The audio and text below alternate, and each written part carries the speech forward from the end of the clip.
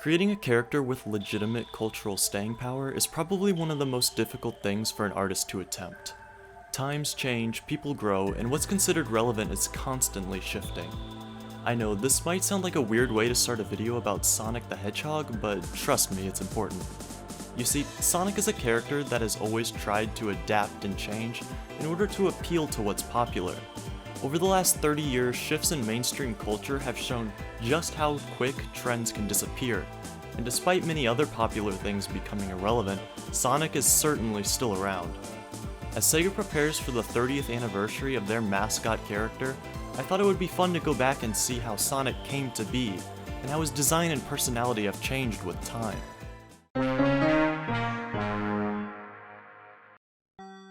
According to Sega, Sonic is supposed to personify everything cool, and unlike with many other game characters, the Japanese company has been pretty open to changing their mascot's look and personality for new eras. Originally, I had hoped to cover all of these developments and changes in a single video, but this got way too long. Plus, I'd like to give every era as much attention as I can, so today I'm just gonna start from the very beginning. Sonic, and really Sega as a whole, are very, very corporate.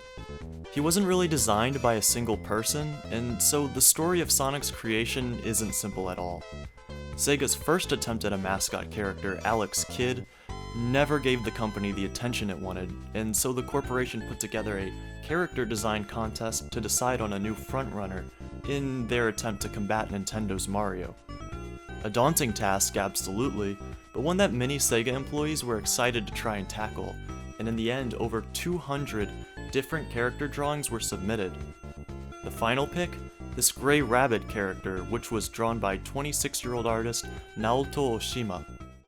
By the time Sega had chosen their new mascot, work on his game had actually already began. At the head of this top-secret project was programmer Yuji Naka, who hoped to use Oshima's character to make a very particular title: the world's fastest scrolling platforming game. Naka believed that the most fun way to play Super Mario Bros. Was to try and complete levels as quickly as possible, but he didn't like the movement speed of the characters, nor the fact that you had to hold a button down to reach top speed. Yuji Naka wanted to create a game based around momentum, but he quickly ran into a major issue. With Oshima's rabbit, the team wanted for the player to attack by using the rabbit's ears to pick up items and throw them at enemies. The issue was that these actions required the player to slow down, burning up precious time. The solution to this problem, in the end, was pretty simple. If the team wanted for attacking to not break the game's sense of momentum, then they needed a character that could attack by rolling into a ball and jumping. This suggestion wasn't actually made by either Yuji Naka nor Naoto Oshima. Actually, it was another Sega employee named Hirokazu Yasuhara who suggested this method of attack. It was decided to pick a new animal to base the game's character on. According to Sega's official Japanese Sonic site, at one point in time a panda character was considered, but I don't think there's ever been any released concept art for this idea. In the end, the decision came down to either an armadillo or a hedgehog, and obviously the hedgehog was chosen. This was because both animals curl into a ball to defend themselves, but a hedgehog's spines were seen as more suitable for attacking. And Oshima actually already had an unused hedgehog character design already ready. First simply named Mr. Harinezumi, this was changed first to Super Sonic, before being shortened to Sonic by an unknown Sega employee. Many of the physical characteristics of the rabbit character were carried over, such as the influence of American cartoon characters like Felix the Cat and Mickey Mouse. Oshima colored his character blue, mostly out of respect for Sega, but also because it was the color of the Earth. His shoes were red with a white stripe, apparently inspired by both Santa Claus as well as the album cover of Michael Jackson's Bad.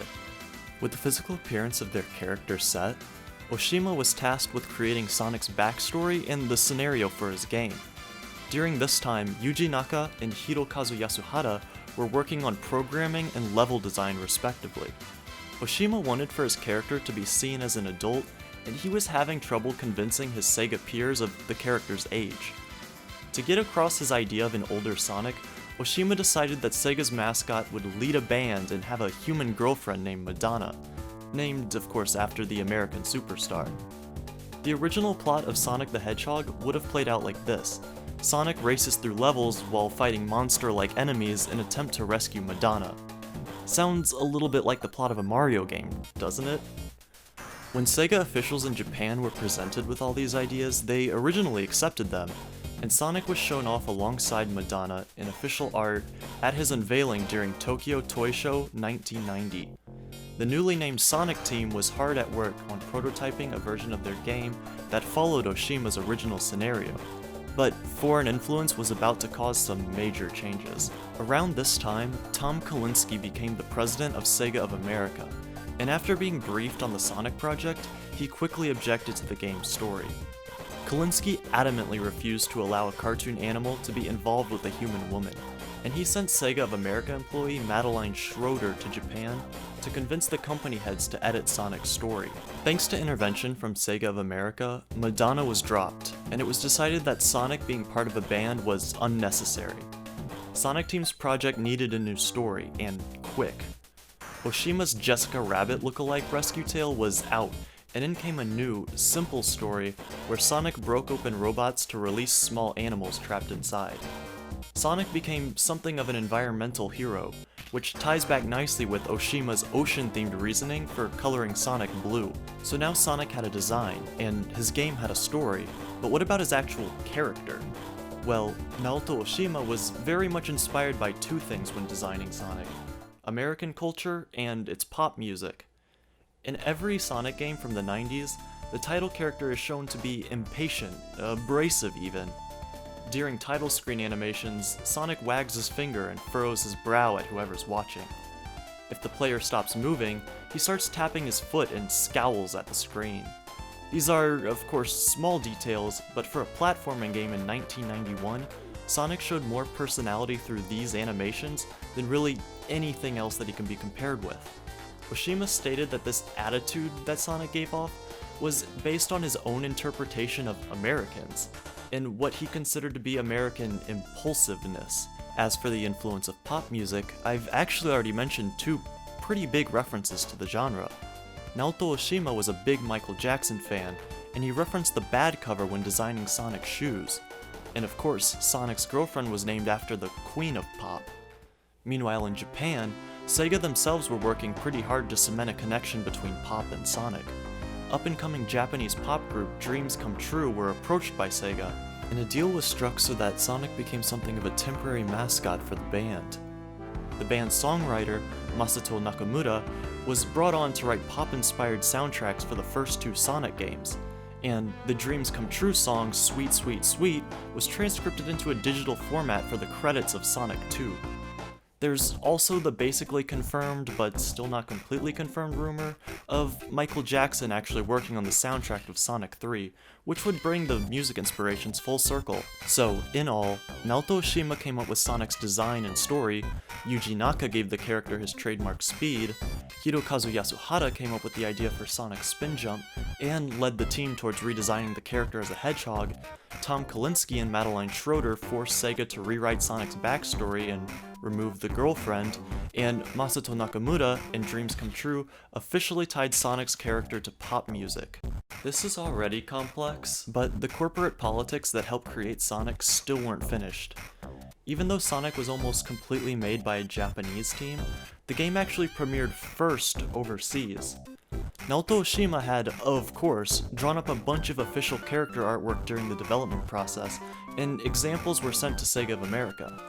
But even despite all of the American influences that had gone into designing Sonic, as well as the praise that Oshima had received in Japan for his design, for whatever reason, Sega of America decided to redesign the character, creating their own American Sonic. Designed by Greg Martin, American Sonic had a rounder head with a single row of mohawk-like spines. His brow was more exaggerated, with a new divot in between his eyes. American Sonic was used for almost every Sonic game's box art in the 90s in America, as well as plenty of advertisements. So why was Sonic redesigned for America? The answer is probably just that Sega of America and Sega of Japan were very much not getting along at the time.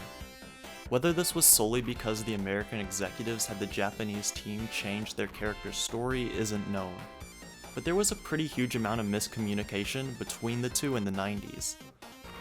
Changes went further than just Sonic's design. The American team changed the name of Dr. Eggman to Dr. Robotnik without permission. And they even wrote their own backstory for Sonic, where he was born in Nebraska, among stranger things. America's vision of Sonic moved farther away from what Sonic Team envisioned, and their version of Sonic would set the tone for licensed material like cartoons and comic books. And this is pretty much how Sonic existed for almost 10 years. He was a creation of many hands, split in two by country lines. Of course, this couldn't have lasted forever, and as Sega moved towards new console projects in the late 90s, they would work to setting a new tone for their mascot, while also bridging the divide with Sega of America. But that's something I'll talk about later. This has already gone long enough, and I want to give this next story its own room to breathe. If you like this video and you want to know what happens next, maybe press that big red button below. Also, maybe think about following my Twitter so I can actually use it. Thanks.